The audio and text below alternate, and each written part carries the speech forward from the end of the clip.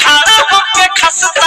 कहाँ कहाँ काठी मिली सुन ला बेबसता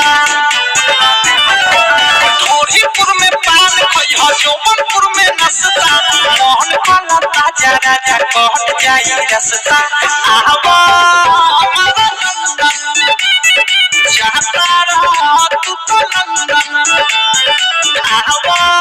हमारा लंदन जाता रहा तू तो लंदन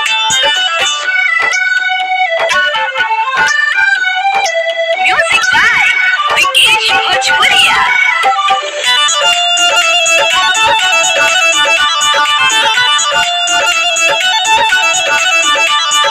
चोली बाजार में बोली ना बोली हो लहंगा न कर पापी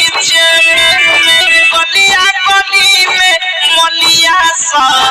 पास बनोट घीचे में